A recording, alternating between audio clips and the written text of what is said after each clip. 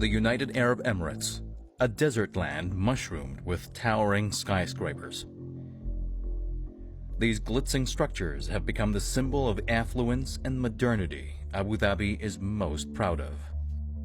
But beneath these giant skyscrapers, on the ground, the reality is quite different. The coronavirus pandemic has thrown into sharp relief some ugly features of this dazzling desert. Abandoned by the government and their employers, many blue-collar migrant workers are now sleeping rough on the streets of one of the richest countries in the world.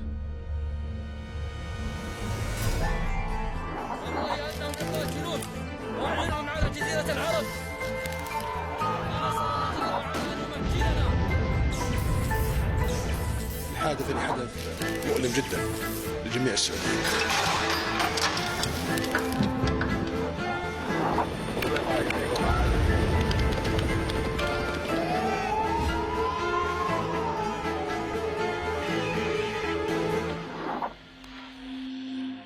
Whereas migrant workers are the backbone of the Emirati economy and make up about 90% of the UAE population, reports coming out of the country are not encouraging.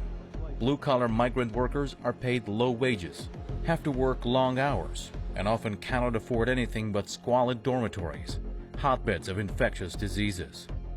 But the country's recent economic downturn has made life even harsher for these migrant workers, as they have to sleep in parks beneath huge towers. The Emirati government is a government that's not minded to pay attention to any kind of moral standards.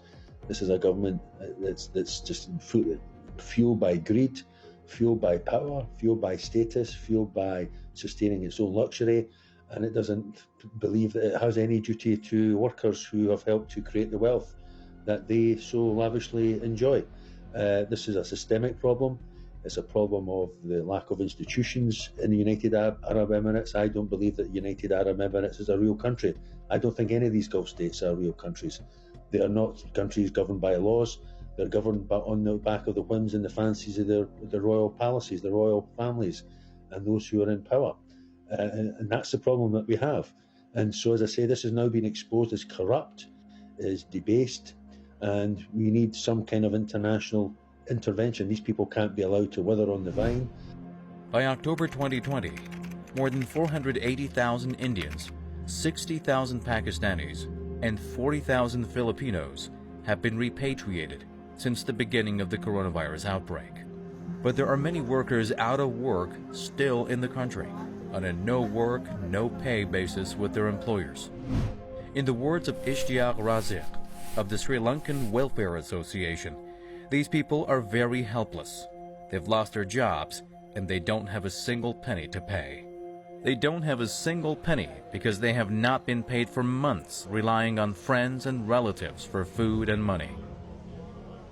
The Emiratis are shooting themselves in the foot, because if this is exposed, people go in there, see this level of poverty, then it will put people off going to Dubai. Not everyone, but many people will be put off going to Dubai if they see that their luxury is at the expense of human beings who don't have anything to even feed themselves with and don't have anywhere to sleep.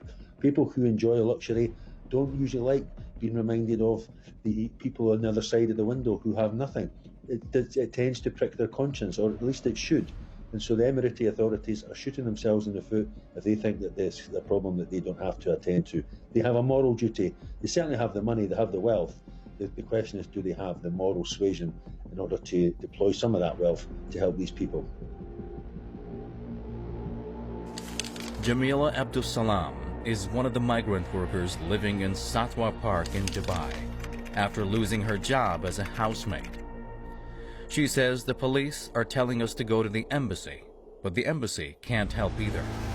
One man that has organized a food handout center says the common theme for many people is no work for months, lots of liabilities, no money for accommodation, and living on one meal a day. Satwa, a rubbish-strewn park in Dubai, has now become a safe haven for many of these workers. The park is also a bitter reminder that there is no social safety net for blue-collar workers hailing from poor countries. Well, Dubai is a veritable heaven on earth for the rich and hell on earth for the poor who built it and who exist to work in all the menial occupations that sustain it. It is an economy that is rooted in the tourist trade, and with COVID downturn and restrictions and lockdowns around the world, that trade has been grievously affected. And so you're seeing thousands and thousands of migrant workers basically kicked to the curb by the Emirati authorities, who don't give a damn about their well-being, who don't even give a damn about their humanity. They don't see them as human beings, they just see them as nothing less than cockroaches there to be exploited. And so we're seeing the exposure of the decadence and the hedonism that is a byproduct of Dubai, for which Dubai is notorious. You're seeing it as the other end of that being the human despair. That is the inevitable byproduct. Whether we're talking Sodom and Gomorrah, whether we're talking Las Vegas, all these flesh pots around the world throughout history have sown, in the last analysis, human despair. And Dubai is doing the very same right now. The shrinking economy of the UAE has so far been translated into massive unemployment, unpaid wages through failing businesses, or wage theft. Whereas for those remaining in the country, this means forced homelessness and destitute. For their local employers, means saving millions of dollars. In one of its reports in October last year, entitled Migration in Reverse, the Washington Post wrote, in the UAE, for the first time in recent memory, residents saw desperate migrants begging for food or money in the streets. Others began bartering their possessions for groceries and other necessities on Facebook groups, or waiting in long lines for provisions offered by charities. Some say they are unable to pay for flights home, or cannot bear the thought of leaving with little or nothing to give to their families. This is a one-trick pony in terms of its economic model. It's based on tourism. Dubai was created as a watering hole in the desert, a flesh pot in the desert. It's been inordinately successful over the years, but it's very vulnerable to any seismic shocks, such as a pandemic, such as a global economic crisis.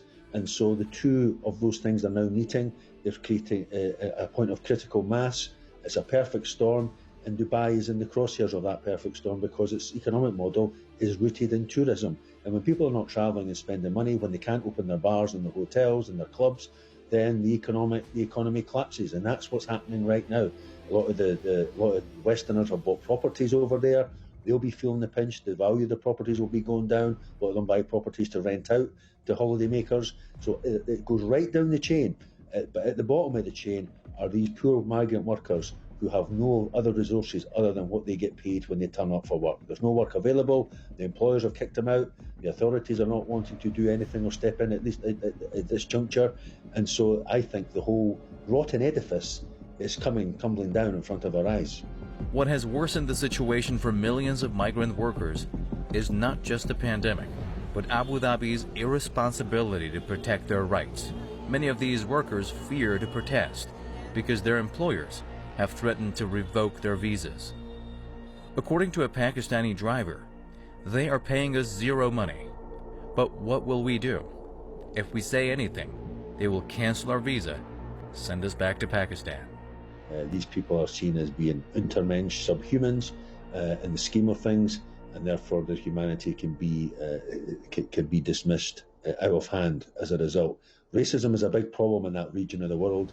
That is why all these migrant workers coming from these poor countries, they're treated as less than worthless and only there to be exploited in the interests of the wealth and the privileges of these royal courts. It's a big problem. It's been a problem for decades, for years and years and years and years, for generations even.